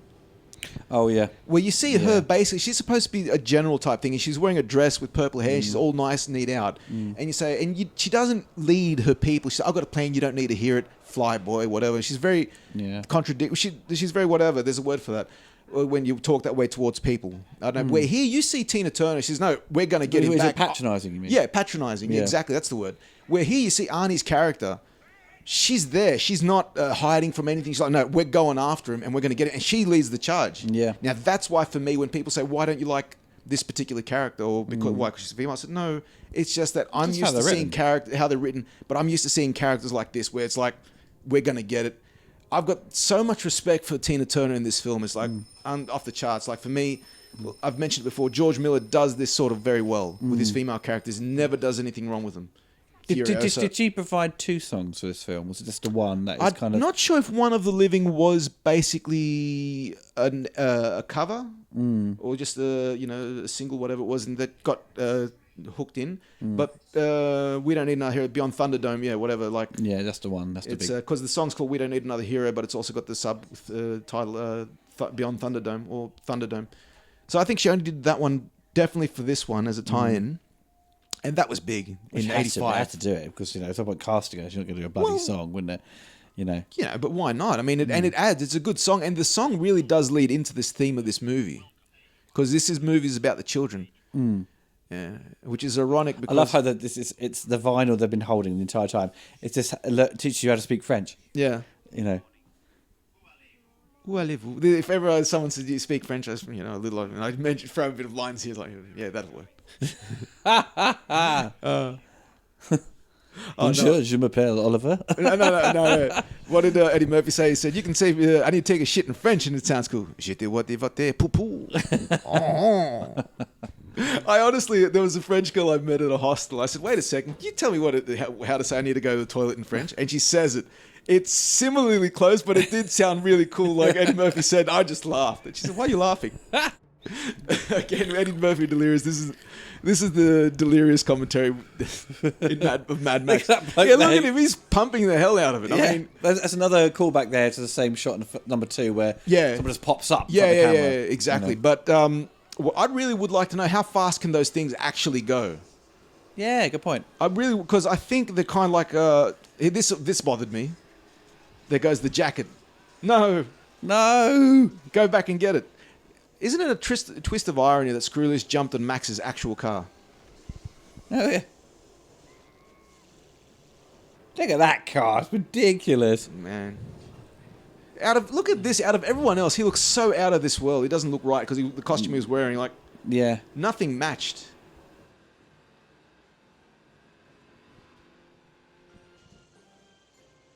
Because he looks like he's got a Charlie Chaplin kind of style thing going on here. Yeah. Kind of slapstick humour. No, this is... I was about to say where we got sidetracked by the whole Back to the Future thing. This throws in a lot of the Looney Tunes type thing right from that point on. And there was one moment I liked in Lethal Weapon 2 when it starts where they have the Warner Brothers theme and then it kicks off the Looney Tunes theme at the same time. Yeah, I love that. And then Mel was like hitting the roof. I like that scene.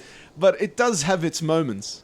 But here I really enjoy Lethal Weapon 2. I think it's better out of the first one because the first one's too dark, too serious for me. And I saw Lethal Weapon 2 in the cinemas when it came out, and Part 3, but I never got a chance to see Part 1.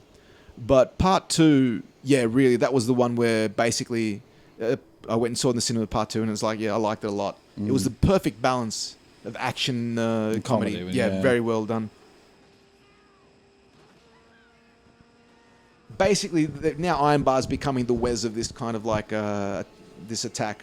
Oh, definitely. Like even this scene here is very similar. Over each vehicle. Yeah, this is the same scene where they rip out the door. Basically, it's the same situation. This was bloody shocking when I saw it. Look at that. I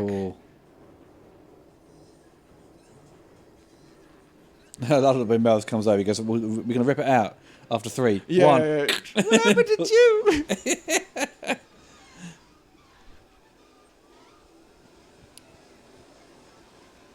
Because this film doesn't actually have the whole. That's a great sequence. Yeah. Doesn't have the essentially the car chase be the finale. Because this is just a part of it till they get to the next section where they get in the gyrocopter vehicle, the plane, and then take off, and Look then at this. He's actually doing that. I know. Think about it. That is an actor actually doing that, or Angry Anderson on the front. They might have sped it up. He's really good, isn't he? Yeah, but I mean, think about it. An actor. You're going to be on the front of this truck on an actual train track. Oh yeah. And they've rigged him up so he won't fall. But that's he's got balls, man. He's got balls. I don't think I'd have the courage to do that. I mean, going back as well, like his auntie, she's part of she's part of it. And that's Tina Turner. Probably this is a stunt person, definitely. Oh, yeah, she's jumping on, but she's here again. There was that thing of Mad Max films where they had no problem convincing the actors to let's do this sort of stunt. And if you think about it, all you need to do is slip. And that's an actual train track. You slip into the gap, you're gone. Oh, you're gone. Yeah. You know what? You can't always live your life like that. They didn't actually have any characters fall onto the train tracks, is there? If it was the R-rated, probably would like, have no, Mad Max 2, you had like 3 or 4 people go under the tires. Yeah, exactly. You know.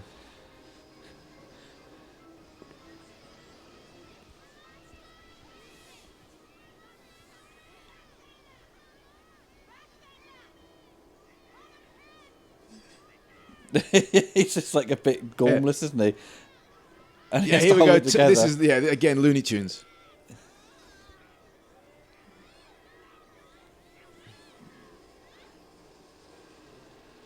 Here goes Max, and jumps on.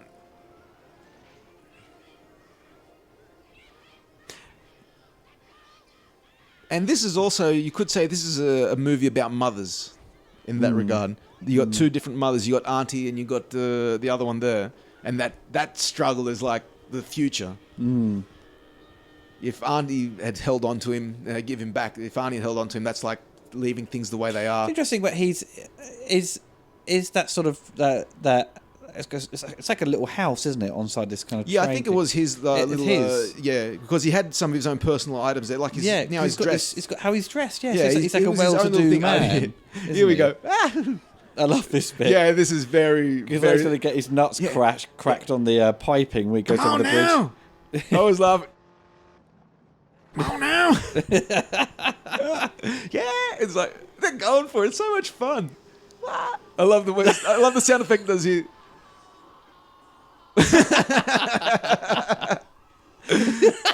This is great. Yeah. It's like Buster Keaton stuff. Yeah, it's great. I mean, it's amazing, isn't it?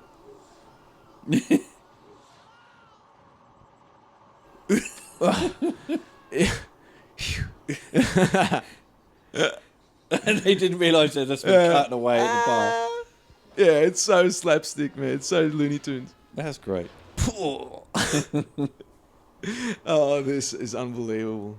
And you saw the size of the arrowhead. I mean, that would do more harm than good doing what he does. It'd rip out all his arteries. Oh, God, yeah. Yes.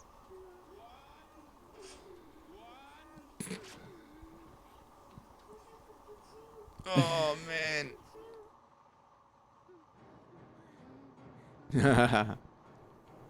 It's that little kid again. It's that little kid.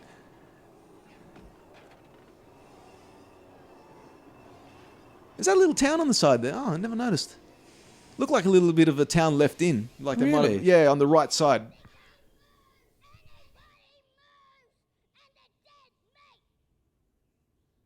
Kids like, oh, okay, I'm going. Yeah. Little shit, isn't he? Ah, well. He's got more brains than his dad, at least. Okay, son, yeah, whatever. Yeah. This is mad little thing. I wouldn't mind a man cave to have something like this, to have an old car like, hidden like that. Yeah. He says, let's have a look at this machine of yours. No, I mean... it was a house. No, I mean, and it's a nice setup. You got to admit, that is a nice setup. The problem is the other side. If this was just the main entrance, I'd say, okay, he's got a way to block his stuff. But it's basically on a cliff face, and anyone can just drive by or do anything. Yeah. And he's a hoarder. I mean, look, he's got Christmas trees, he's got this and that. Okay, son. What's he reading? Holidays. Yeah.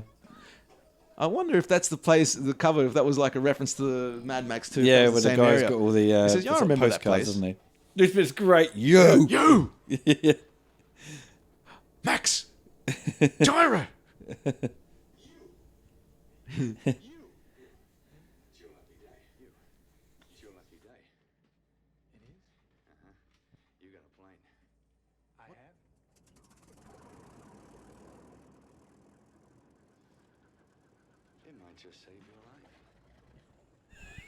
It's so limited, though, his dialogue. It's like...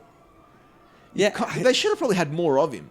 No, definitely, yeah. I mean, but then I suppose you end up... The audience questioning him, why is this guy a different character, or different name, Yeah.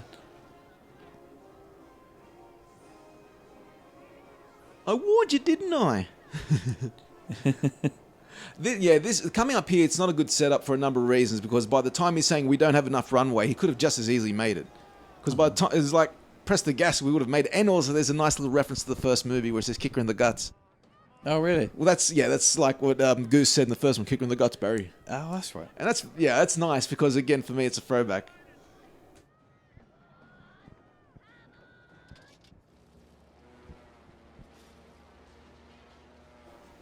Yeah, like, look how exposed his house is anyway. Now that someone's found it, even if he didn't get involved with Max, he would have been raided. See, that vehicle looks like just like the one in number 2, doesn't it? Same kind of shell. Not is it Humongous? Or? The one that crashed at the end? Probably. I mean, there's a few leftovers, but Humongous car's definitely gone. I like this. Slaps his kid across the face to get in way. Did we mention like this film, like it was filmed in Cooper Pedy? So, no, it was more. Yeah, that car looked like it was going to fall off the edge. Yeah, oh, yeah. I'm pretty sure something might have happened, but here we go. Yeah, no, the area they decided in this one, they went away from Broken Hill and moved towards, I think, more Central Australia, or I'm not even sure, but yeah, in a place called Cooper Pedy, which has got the way it looks here. But here's the reference to Kicker in the Guts.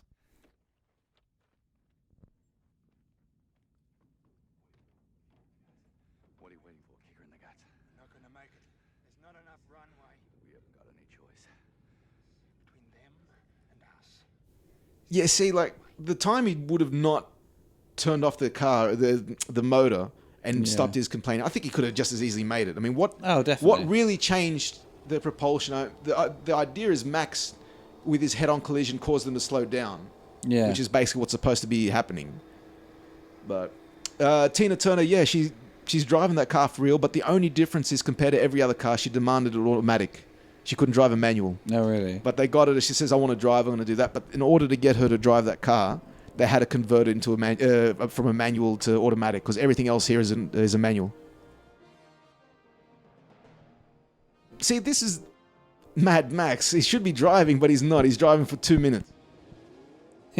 And look, the car kicks ass. It's still like supposed to be the fastest thing. So Max knows how to modify his cars to have the best engine and so forth. So I'm assuming, if it's not the body, the very least, he's somehow makeshift the engine. Because I think the engine might have survived. Like, the crash would have probably destroyed the gearbox, whatever. But I think the engine and the super blower would have survived in that regard.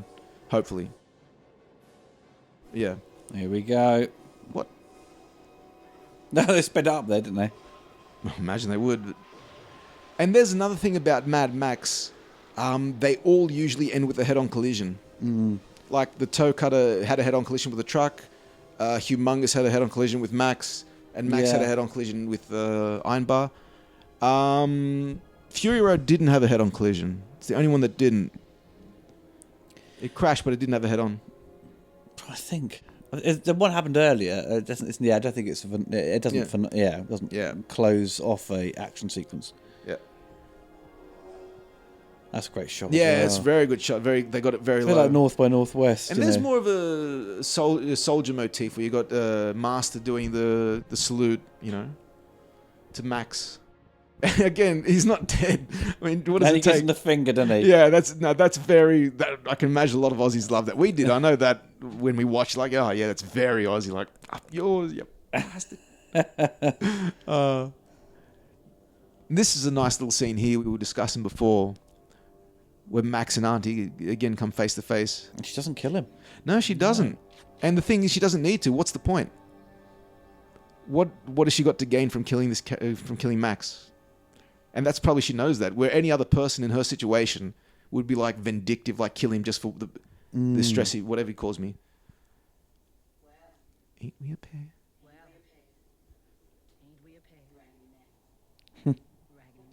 It's a nice, I like this ending. And this salute where she says, yeah, goodbye, soldier. Yeah, she fought for that.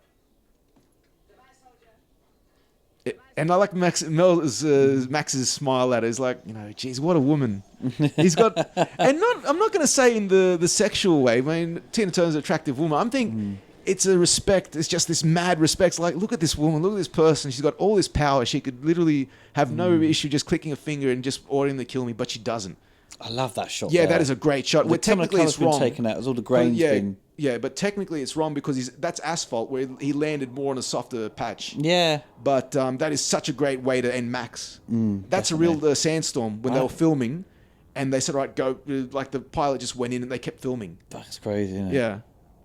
I thought it was like, was it so? Was the plane there? It wasn't optically added. No, that was real. Yeah, 'cause I thought to myself, it didn't look. No, like that was real. Added. The plane they were doing shots, exterior shots like this, and the thing was going in, and I think the pilot actually went into it, and they just kept filming it. If not into it, just before he went into it to show what's happened. But that was a real sandstorm, and that's something that became more prevalent in Fury Road. Yeah, it became a bigger action set piece. You got this Sydney Harbour Bridge. That's right. Yeah, he's all like miniatures now, isn't he? Yeah, Harbour. The Darling Harbour. Again, this is a throwback to geographically showing us this is Australia.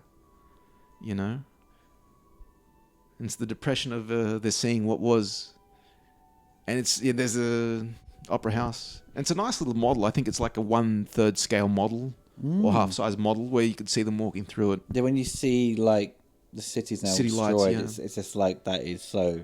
Well, it kind of brings. Well, it brings it back to reality because up to this stage, you've never seen the city deteriorate. Yeah, and you kind of like disassociate. You're thinking, these are people in the desert doing their thing, whatever. And then you see the city, and that becomes more back to reality. Like, this was us. This is our city. This is Sydney. You feel like it's gone. You can listen here to a dialogue. We mentioned her. Listen and remember, because what you tell today, you got to tell. Yeah, she's using more accurate. Here she's saying newborn, where before she said birthed, like she made up words. When you can hear her vocabulary is getting more progressed the way it was intellectually. She's like, you can tell they're reading, they're doing this sort of thing. You can see on the left there's lights outside. The thing was like obviously traffic or. I don't know traffic, but I think it's like another town. Yeah. But this bit here is also like the dialogue here is a bit nonsensical. I thought it was a bit. In what regard? How they end it. I don't know. It just wasn't particularly clear. It's kind of saying the future's. We can go. We've learned what we've done. That's why it's life beyond Thunderdome. We've lived that negative type. We've seen what we can be as barbarians. Let's fix it. Let's go back to. Let's try and fix what we can do. And let's show the world, let's show whoever's alive, we're rebuilding. And going back to what the whole what Tina Turner said, goodbye soldiers of Max. There was a discussion in the making of where George didn't want that, and she interjected that's what I'd like to say. He's like, I don't think it'll work. She's I think it'll work. So he let her agree, and I think it does. I think there's that again shows Max is always that soldier. He's never going to be. It goes back to this. He's the wandering, He can never go back to the other people. He's a wandering raggedy man. He's a raggedy man wandering. Man. He can never. And for Byron, that's again. It reminds us like Byron Kennedy's a missing presence here. The music here actually really suits. Yeah, the saxophone, with the end, with how the film ends. Yep, exactly. Because kind of more relaxed music. This saxophone intro is not in the actual proper version of the song. This one here. And I always thought the sax is very sad. And the saxophone, don't forget, is a throwback to Jesse. Because Jesse was a saxophone player. Yeah. So you can kind of see like that connection where it's like... that it kind of does connect all three if you think of the films. It's not in a very obvious way. It's not, it's like probably coincidence because Tina Turner loves putting saxophone in her music.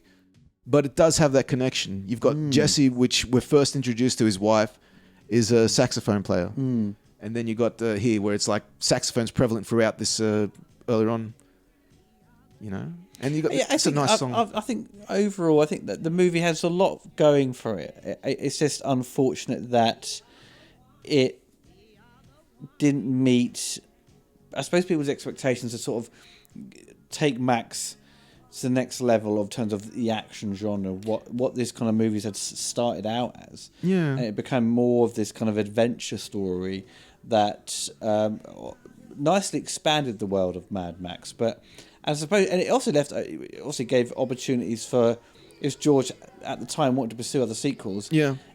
This one gave it the stepping stone to do other stuff within that universe. Yeah, it did. And watching it again, you watched it recently, you liked it. Watching it again, how did you feel now? Because I didn't, watching it with a friend, sitting down watching it, I enjoyed it again, just like when I was a kid watching it with my brother or mates. The first time I watched it, I was very disappointed by the film. And then over the years, and I've gone back to it more recently, of course, but it's, there's more things you sort of discover with it. Yeah. And you think, oh, that was a good creative choice. And I think in terms of giving Max more stuff to do, but also the world itself makes it actually kind of visually very, very interesting. And the characters are all great around him, as you say, with like Tina Turner's one. Yeah. I think Max always, as I said previously, was that he was always like a supporting character in his own movie, and he always works well with other people. Yeah.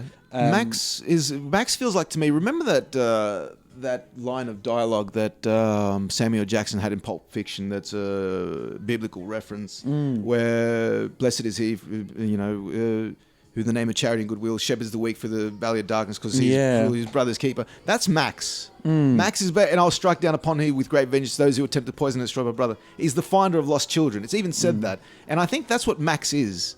Max is the finder of lost children, and his world, he'll never be... That's probably why he could be more or less an immortal in that regard. Even in the minds of people, he's still alive out there. Even though, like in the second one, that was the last we ever saw him. He lives now only in my memories. It's the reference that Max has become a legend in his own sort of world, in this world. Yeah. There was the man called Max that saved our... Do you think he's society. More of a hero in this one? He's gone out... He's showing more of his sort of sense of humanity and goodwill. I think he's... don't want to say the word reluctant hero, but he's got a manifest destiny, you could say. And that's what happened in part 2, where he denied it. He had the opportunity that he should have helped those people. It was probably the right thing for him to do. He didn't do that. He paid the price for it, but he didn't pay it with his life. He paid it with everything he held dear, his car, his dog. And then he kind of figured it out by the end. It's like, I shouldn't have, he kind of gone back on his own way. And by this one, he's kind of reverted a bit to... hoarding. You see him with the guns, which he never got back. He hoards weapons. He hoards his car. Quite content, hasn't he? Yeah, and then when he finds these children, he's like, you know what? Enough's enough. Here's where I am. And then he comes to his senses again, which is a scene that's probably should have been left in, where the other character of Gecko dies. Probably should have been left in because, that's a bit Roman numerals way they wrote 1985. They put anyway. That's weird, yeah. Yeah, because they got L and then... They got L? Yeah, to show like 1,000. That's really weird. Yeah, I've never seen that before. No, that's it before. Because that's the correct way to do it. Yeah, they got it there. That's a mistake. I think that's a mistake. I don't know. It could be. Because it looks like they did it twice. But anyway, going back to Max. Max more or less becomes the finder of lost children, just like that reference, where I think he's doing the good work for whoever what is out there. But the point is, he's not supposed to be a hero. He's not supposed to be like, even the song says, we don't need another hero. We don't need that. And what we want is life beyond. And that's what Max is. Max is not a hero. Max is that guiding sort of like, I will guide you. Not even like, but he does it all the time. He's always the person that gives others he's the savior of humanity in that regard. He'd done it in all two films. It's like a helping hand will take you to complete the journey. Yeah, and that's why the first film could easily be considered like a prequel in the idea, even though it's the number one and it's his origin story. You could easily say, because that's a prequel, because it doesn't fit the narrative of who Max is eventually becomes. Becomes, where he gets known as the guy that saves civilization. He saved 3 major civilizations, because they say the second one, the chief of the great northern tribe. So they've thrived after that. Then you got these people here. They relight the city. They got hold back of civilization. And then you've got in Fury Road, where basically they save, he helps Furiosa to establish. Yeah. And throughout these movies, if the one thing you've seen, especially with 3 and 4, is that there is a theme of mothers. There's a theme of mothers with Tina Turner and there's the character here of Savannah, where basically they're fighting for a future, maybe not the right future or the wrong one, but they're fighting for a future of their own creating. Yeah. And then you go to Fury Road, and Furiosa is basically the mother of, similar to Max. Yeah. She's the finder of lost children, and she's looking for something more.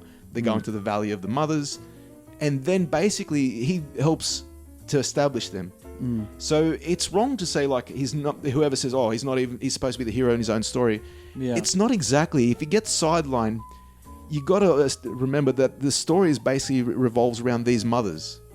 Like, because Savannah was the one that says, "I'm gonna go for the future. I'm gonna go to seek what's out there to establish, because you know it's out there for us." Yeah. So you can say Max is that guiding. You know, don't want to say the word like an Obi-Wan Kenobi type thing. Guiding light, that's a bit I too suppose, much. you know. But he's the guy that sort of pushes them in the right direction, be it by violence or be it by any way. Well, everyone, that is the end of the commentary. Hope you enjoyed it. I will be back with some more very soon. Take care, everyone, and goodbye. See you later.